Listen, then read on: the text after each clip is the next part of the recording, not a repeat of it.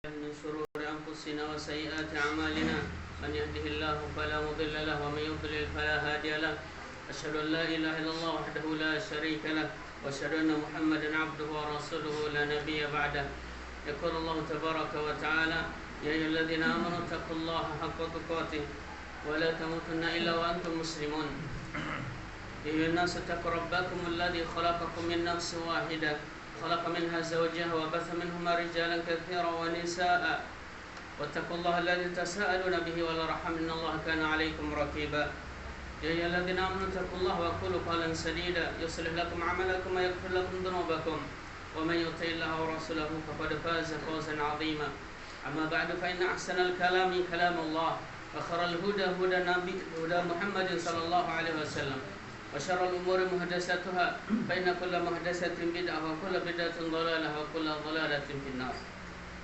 Masyarul muslimin azani Allah wa iyyakum. Sungguhnya tidak ada yang akan membahayakan dan menghancurkan umat ini kecuali Nabi sallallahu alaihi wasallam sudah memperingatkannya sebagai bentuk kasih sayang beliau kepada umatnya, dan tidak ada kebaikan sedikit pun kecuali Nabi sallallahu alaihi wasallam sudah menunjukkannya dan memotivasi kita untuk melakukannya. Di antara perkara yang Nabi sallallahu alaihi wasallam takutkan kepada diri kita ini itu ada dua hal dari dua sisi. Yang pertama dari diri kita sendiri, yang kedua faktor luar diri kita sendiri. Yang pertama dari dalam diri kita sendiri, sungguhnya hati kita ini terus diuji oleh Allah Subhanahu wa taala. Sebagaimana sabda Nabi sallallahu alaihi wasallam, ta'radul qulub atau radul fitan 'alal qulub 'udan. Sungguh hati ini akan diuji oleh Allah Subhanahu wa taala udan sedikit demi sedikit. Ketika selesai ujian pertama terus akan datang begitu terus sampai kita diwafatkan oleh Allah Subhanahu wa taala. Sehingga di sini yang Nabi sallallahu alaihi wasallam takutkan kepada kita ketika kita menuruti semua keinginan hati, menuruti maksiat-maksiat yang dilakukan oleh hati kita ini, terutama maksiat yang terbesar yang Allah larang, yaitu berbuat syirik kepada Allah Subhanahu wa taala. Ketika hati kita ini sudah menduakan Allah dalam masalah niat. Oleh karena itu Nabi SAW bersabda, "Ala akhbirukum bima huwa akhwafu 'alaikum 'inda al-masih dajjal." Maukah saya beritahukan kalian sesuatu yang paling aku takutkan atas kalian daripada fitnah Dajjal? Qala qulna bala. Ya wahai Nabi, kata para sahabat, qala asyirkul khafi. Yang saya paling takutkan kepada kalian wahai orang-orang bertauhid, wahai orang-orang beriman, adalah syirik yang tersembunyi. Ayakum rajul yusalli. Kemudian Nabi memberikan contoh kecil, yaitu seorang dia salat fa yuzayyin salatahu, dan dia hiasi salatnya, dia perlama salatnya, lima yara min nadhari rajulin, karena merasa ada orang yang melihat dia. Para jemaah dimuliakan Allah Subhanahu wa taala, Ibnu Qayyim mengatakan at-tauhid aqrabu syai'in wa anzabuhu wa amdahu wa asfahu. Tauhid itu adalah sesuatu yang paling lembut, sesuatu yang sangat lembut, sangat suci, sangat bersih, dan sangat bening. Ini tauhid. Padahal syai'un yukhdishuhu wa yudanisuhu wa yu'athiru fihi. Sedikit saja kotoran akan melekat dia di tauhid itu dan mengotori tauhid kita tersebut. Bahwa ka'biyat usaubin yakun yu'athiru fihi adnata. Seperti baju putih yang sangat putih, sedikit saja debu akan kelihatan, akan kotor. Wa kal mir'ah safiyah jiddan adna syai'un yu'athiru fiha. Seperti juga cermin yang sangat bersih dan kinclong, sedikit saja kotoran akan kelihatan. Walihada tushwisuhu al-lahadhat wal-lafadhat wa syahwat al-khafiyah. Oleh karena itu kata beliau, hati kita ini, tauhid kita ini ada di dalam dada, itu sangat mudah dikotori oleh pandangan yang tidak diperbolehkan, ucapan yang haram, kemudian keinginan-keinginan yang tersembunyi dalam diri kita, ingin dipuji, ingin ketenaran, ingin jabatan dan yang lainnya. Fa in badara sahibuhu wa qala dhalika al-athar biddihi wa ila istahkama sara tab'an yata'assar 'alaihi qal'ahu.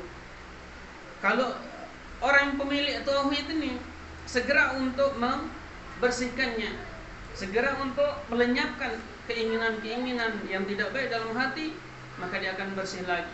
Tetapi kalau dia melalaikannya, membiarkannya begitu saja, maka justru kotoran yang menempel di tauhidnya itu akan semakin susah untuk dia bersihkan.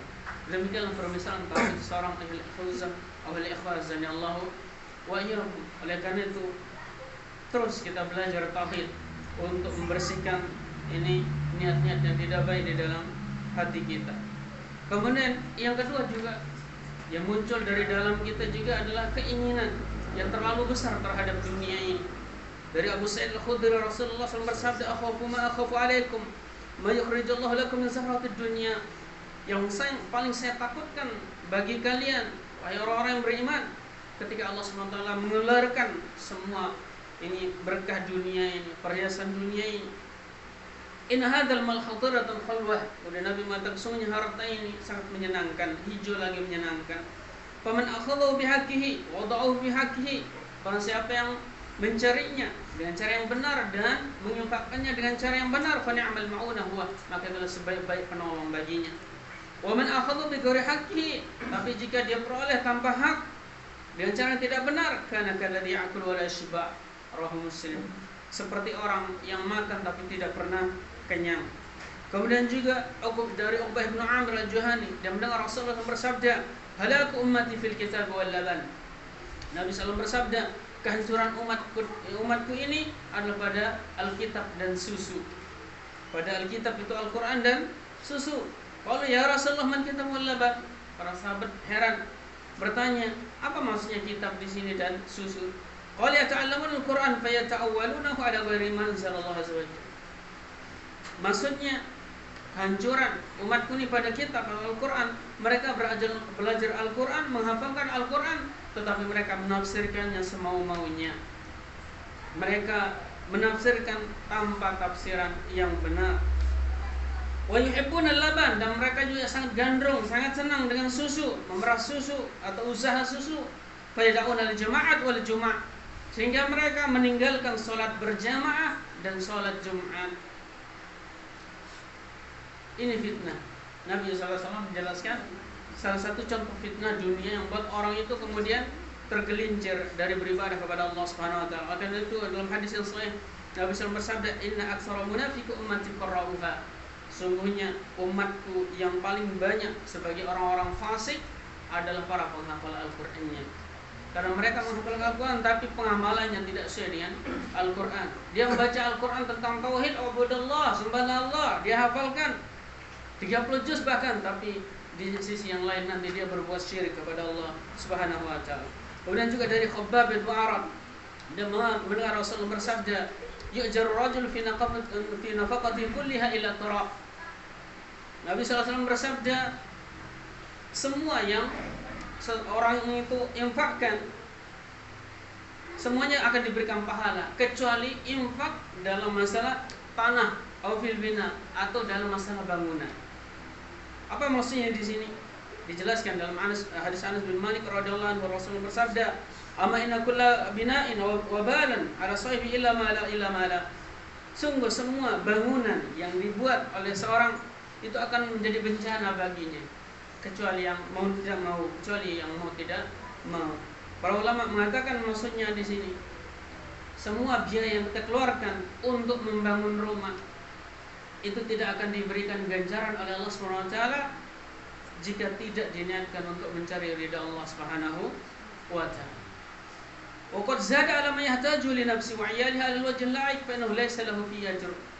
Tetapi kalau bangunan itu lebih dari yang dibutuhkan oleh diri kita dan keluarga kita, maka inilah yang disabdakan oleh Nabi SAW, ini akan menjadi musibah bagi dirinya dan tidak diberikan pahala oleh Allah Subhanahu wa taala. Sesuatu yang sifatnya mubadir, hatta dalam hal bangunan saja yang itu tidak terlalu penting, tidak bisa kita manfaatkan, maka ini justru kata Nabi SAW, ini sesuatu yang berlebihan dan infak kita, biaya yang kita keluarkan itu tidak dihitung sebagai infak di jalan Allah Subhanahu wa taala yang diberikan pahala oleh Allah Subhanahu wa taala. Aku qul hadza wa astaghfirullah li wa lakum wa lisairil muslimin min kulli dhanbin innahu huwal ghafur. Wassalamu ala Rasulillah wa ba'd. Para jemaah yang dimuliakan oleh Allah Subhanahu wa taala.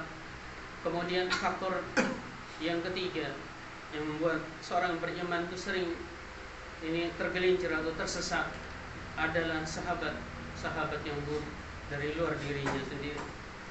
Dan Allah Subhanahu wa taala berfirman dalam surah Az-Zukhruf ayat 67, Al-akhillau yawma idhin ba'dhum li ba'din adun ilal muttaqin.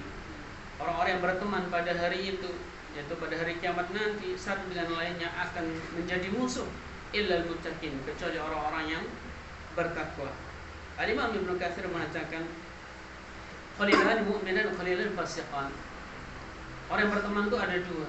Ada yang sama-sama beriman, ada yang sama-sama fasik. Yaqulu amal mu'minun famata ahduhuma fadakhalahullahu al-jannah.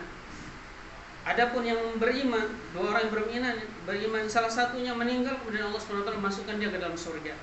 Wa fil jannati ra'a ma huwa fihi min na'im. Dan di surga dia melihat kenikmatan yang luar biasa. Wa taqra sahibahu alladhi kana ya'muru bi ta'ati wa yanhahu 'anil ma'siyatillah. Fa khashiya 'alaihi annahu yudhillu ba'dahu. Dan orang ini ingat yang sudah meninggal ini kemudian diberikan nikmat di alam barzah, di alam kubur, di surga. Dia ingat sahabatnya yang dulu di dunia yang menyuruh dia untuk mentaati Allah, taat kepada Allah dan menjauhi maksiat. Dan dia khawatir ini sahabat ini akan celaka di dunia, tidak istiqomah lagi. Faqala Allahumma innahu kana li khalil ya'muru bi ta'atika wa yanhani an ma'siyatik hatta waradtu hadzal mawrid wa dakhaltu al-jannah. Kemudian dia berucap, ya Allah, dulu saya punya saudara, saya punya teman di dunia yang selalu menyuruh saya untuk mentaati Allah dan melarang saya dari bermaksiat kepadanya sampai saya masuk surga, sampai saya mendapatkan kenikmatan yang di alam barzah ini. Inni as'aluka an tusabbitahu ala dinik. Apa katanya sahabat ini di alam kuburnya? Ya Allah, saya mohon kepadamu agar engkau meneguhkan hatinya di atas keimanan di dunia, karena dia masih hidup di dunia. Hatta tajma'ani bihi fi jannatina, sampai engkau mengumpulkan kami berdua nanti di surganya. Qala fasabbatahu Allah wa katabahu al-jannah wa fid dunya. Maka Allah Subhanahu wa taala ini meneguhkan sahabatnya ini di dunia gara-gara doa temannya ini yang sudah meninggal, dan Allah mencatat dia sebagai penduduk surga padahal dia masih di dunia. Ini manfaatnya kita berteman atau bersahabat dengan orang-orang yang baik, yang saleh. Wal khalilan fasikan ahaduhuma mata fadakhala an-nar. Adapun dua sahabat yang sama-sama fasik, salah satunya masuk neraka, meninggal kemudian masuk neraka, diatap di alam kuburnya. Falamma waqa fil waratah tadhakkara min man waratahu. Ketika dia akan diberikan siksaan, akan menemui kehancurannya, maka dia ingat siapa orang yang menyesatkannya di dunia. Wa idza bihi yakhsha ayaslama khalilahu wa yatadi wa yadhhabu ila al-jannah wa fin nar. Dan orang yang duluan mati ini sangat khawatir kalau temannya yang fasik di dunia dulu itu dia mendapatkan petunjuk hidayah, kemudian dia justru masuk surga dan dia sendiri yang masuk neraka. Faqala Allahumma, apa doanya? Ya Allah, innahu kana li khalil ya'muru bi ma'siyatik. Dahulu saya punya sahabat yang menyuruh saya bermaksiat kepadamu, wa yanhani an ta'atik, dan melarang saya dari mentaatimu, dari mentauhidkanmu, hatta waratu hadzal mawrid, sampai saya menemui kecelakaan ini. Allahumma la tahdihi wa la taj'alhu yaslam.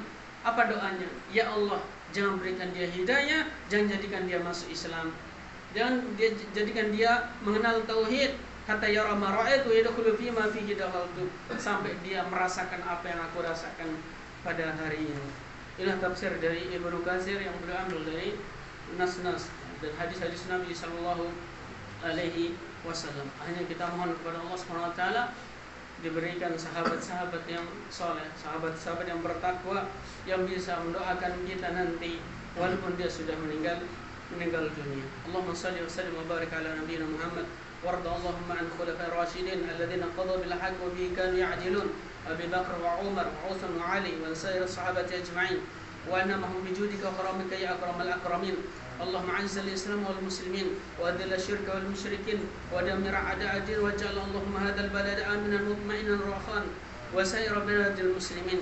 اللهم اشرح صدورنا ويسر امورنا وثبت الايمان في قلوبنا. اللهم اشغلنا دوما بطاعتك وابعدنا عن معصيتك.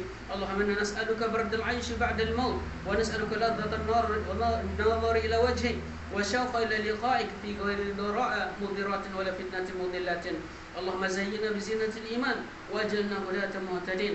اللهم اجعلنا من أهل لا إله إلا الله وممن تضلهم في ظل لا إله إلا الله وممن سعدوا بلا إله إلا الله وممن رضوا بلا إله إلا الله ورضيت عنهم بها واجعلها لنا في الميزان. اللهم إنا نسألك أن تجعلنا من أهل الجنة وأن تباعدنا عن النار دار الهلاكات وأن تتوفانا على الإيمان والتوحيد وتعيدنا من الكفر والشرك والتنديد إنك حميد مجيد. اللهم أصلح قلوبنا وأعمالنا وأحوالنا. اللهم أصلح لنا ديننا الذي هو عصمة أمرنا واصلح لنا دنيانا التي فيها معاشنا واصلح لنا آخرتنا التي فيها معادنا واجعل الدنيا زيادة لنا واجعل الحياة زيادة لنا في كل خير واجعل الموت راحة لنا من كل شر. ربنا تقبل منا إنك أنت السميع العليم وتب علينا إنك أنت التواب الرحيم. ربنا آتنا في الدنيا حسنة وفي الآخرة حسنة وقنا عذاب النار وصلى الله على نبينا محمد